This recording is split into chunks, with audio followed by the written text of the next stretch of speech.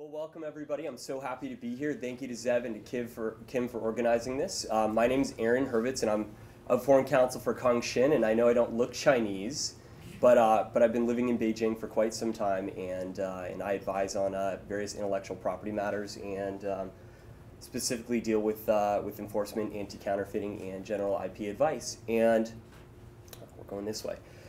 Just briefly getting into China. China is a PCT signatory, and all applications must be in within the 30 months of the earliest priority date. However, a 2-month as-of-right extension can be granted. It's really important to note that the translation of the specifications must be in within the 32-month deadline, or you're in some real trouble. And I'm going to mention 2 months here a couple times. It's really the rule of thumb in China.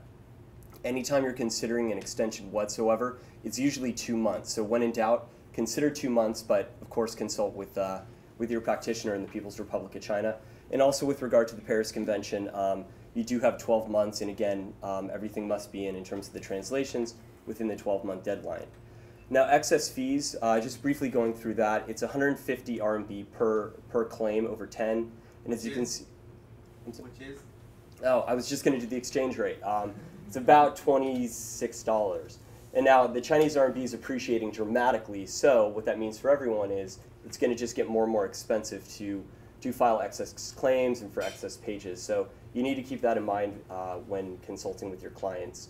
As the Chinese RMB gets more and more valuable, it gets harder for the rest of us, I guess. With regard to acceleration, China is not a member of the Patent Prosecution Highway, and so there's really no way to accelerate your patent application. And I know this really comes up with regard to infringement issues. Oftentimes when the application is pending, I get the question asked is, okay, well, how are we going to enforce our intellectual property in China? My patent application is sitting in the patent office. What am I supposed to do? Unfortunately, there really is little you can do to speed up the application, and you cannot enforce your IP until you have a granted right in China. The encouraging thing is that the State Intellectual Property Office, SIPO, they're currently, well, I guess for the last year or so, they've been having talks and dialogue with different patent practitioners, both internationally and domestically, to figure out the most effective way to deal with this. If you haven't heard, there is sort of a problem with infringement in China. That may come as a surprise to some of you, but and so the really encouraging thing is that in China, especially at the Intellectual Property Office, they realize this, and so they're working to find a solution. In fact, just last month, there was a large meeting at SIPO to discuss different approaches to speed up the process. But as of right now, there really is no way to do it, unfortunately. Slowing down, not going to talk too much about this, but if you miss a deadline, that's it. And it's really hard to slow down a patent application once it's in the system. And a general patent application may be extended for 2 months again. Months isn't there, but for 2 months. So again, that's our rule of thumb. 2 months in China. With regard to software patents in China, as a general rule, software patents are not patentable in China. They just really aren't.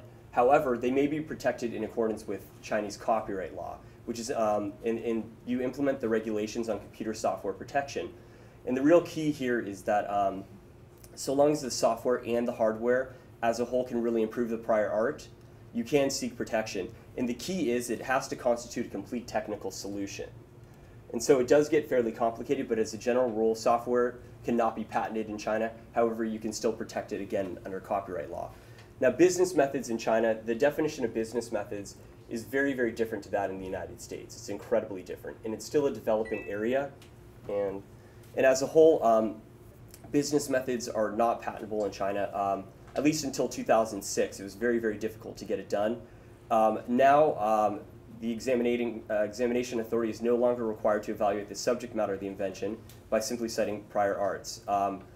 So it's not necessarily unpatentable, but it is, again, a developing area in China. Now, with regard to the disclosure requirements, translation of references is not required, and at the moment there really is very little disclosure requirements, and so that's very, very good to know when you're filing your application. You know, there are a lot of issues with regard to patent prosecution in China. I think there are more issues than we have time for, especially within just a small 15-minute window. But one of the ones I really want to talk about is with regard to translation. I think some issues certainly come up when you have inaccuracies with regard to your translation of terms. In China, there are Chinese characters, of course. There's not an actual Chinese alphabet. And so you do run the risk for major inaccuracies in your application. What we do as a firm is for our clients, we create a database of terms that correspond to the client's specific technical definitions. So obviously we consult with the client, and we have consistent Chinese characters which relate to the terms. And so we keep it obviously consistent through the entire process. But unless you undergo certain measures such as that or other alternatives, you really run the risk of creating problems, having inaccurate filings and definitions. And so obviously when you're trying to protect your patent or for invalidation purposes, you can run into some real trouble. Now China, every 5 years, China gets together and they consult various industry sectors and discuss their 5-year plan. So right now we're on the 12th 5-year plan in China. So for the last 60 years, every 5 years, China gets together and says, okay, how do we do the last 5 years? What are our goals for the next 5 years? What do we really hope to accomplish? Well, I think it's important for all of us sitting in this room that China's 5th year plan, which started in 2010, was very, very IP heavy, incredibly so.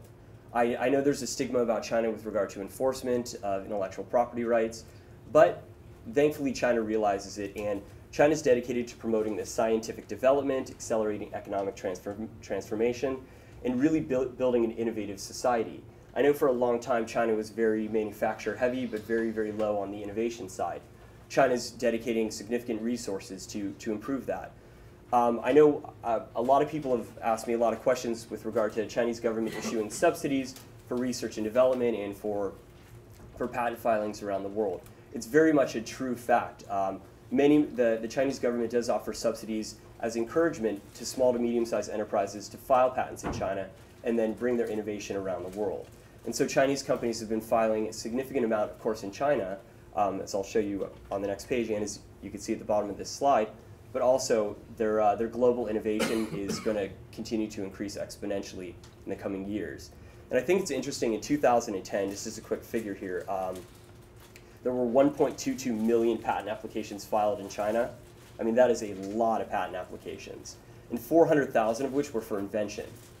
And so I guess just to reemphasize, China's 12th 5-year plan is very IP heavy, and China's main goal is to do a lot more for China's self-reliant intellectual property rights. And now to conclude, I just want to just show some empirical data here, which I think you'll find interesting. In 2005, research and development, I guess the GDP in China in 2005 was about 18.5 trillion RMB. So divide that by 6, $3 trillion more or less.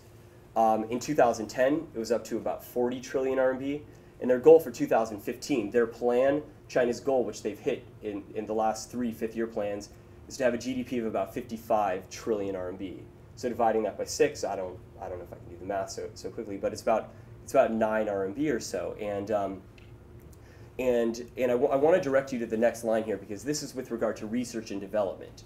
In 2005, research and development accounted for 1.3% of the total GDP. In 2010, it was up to 1.75, and in 2015, China wants to dedicate 2.2% of its total GDP toward research and development, innovating, building, developing in China. And if you look towards the bottom here, patents per 104 people, in 2005 it was negligible. They didn't even reference it. In 2010, China wanted to have 1.7 patents per 104 people. In 2015, they want to have 3.3 patents per 104 people in China. Now, before you let that sink in, does anybody know what the current population of China is? Anyone? Take a guess. Billion, 3, billion, 5, at my last count at least, And so you can do the math here. They want to have 3.3 patents per every 104 people in China. I mean, that is a lot of patents. So this just emphasizes China's major emphasis on developing IP and continuing to become a real player in the IP arena. And I think I sped through my 15 minutes, and I just have a couple minutes left. And I'm more than happy to stay afterward to answer any questions about China, to talk about Beijing, what it's like, why I'm there, the food. It's a pleasure. Anyway, listen, thank you everybody so much for your time, and I think the next country who's speaking is Canada. Thank you.